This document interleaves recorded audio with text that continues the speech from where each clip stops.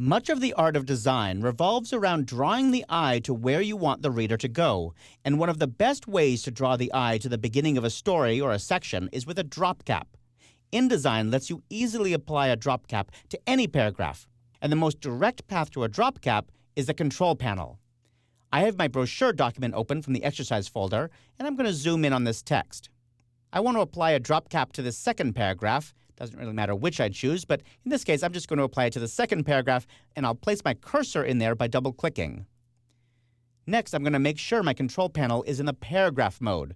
Right now, it's in the character mode, and the keyboard shortcut for swapping between those modes is Command-Option-7 or Control-Alt-7. In the control panel, there are two fields to control your drop caps. Here they are. The first field lets you choose how many lines the drop cap should drop. Right now it's set to 0 because there's no drop cap at all. If I choose 1, it basically does the same thing. It doesn't drop at all. But in this case, I'm going to go down to 3. I'll press Tab for it to take effect, and Tab is also a fast way to jump from one field to the next.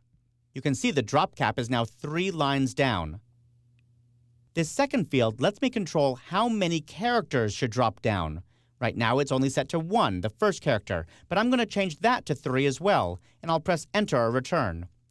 Now 3 characters are dropped. This is still editable text. There's nothing special about it. It's just a little bit bigger, and the text is flowing around it.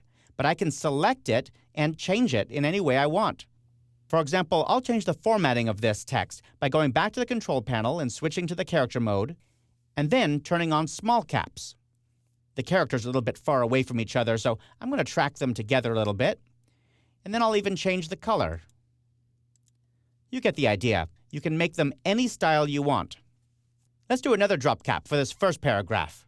Ordinarily, you wouldn't have 2 in a row, but I'm just showing how to do it here. For this paragraph, I'll go back to the paragraph mode of the control panel, and I'm going to increase the size of the space before so we have a little bit of room to work with. I'll press Tab to jump to the space after, Tab again to jump to the drop cap. I'll just drop this one 2 lines, and I only want it to do 1 character, so I'll just hit Enter or Return. That drop cap's looking a little bit small to me, so I'm going to select it, and instead of dropping it farther, I'm going to raise it.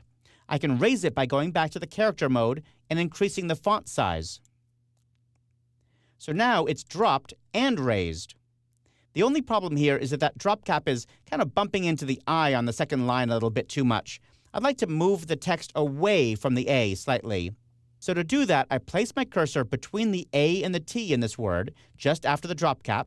I go up to the control panel, and I change the kerning. We looked at that in the last chapter. Change the kerning to add a little bit of space. I'll bump this up to about 50. You can see that when I add kerning between the A and the T, it also affects the other lines below that. So all lines in the drop cap are moved away from the drop cap character. You can create all kinds of interesting typographic effects with drop caps. Just let your imagination go wild.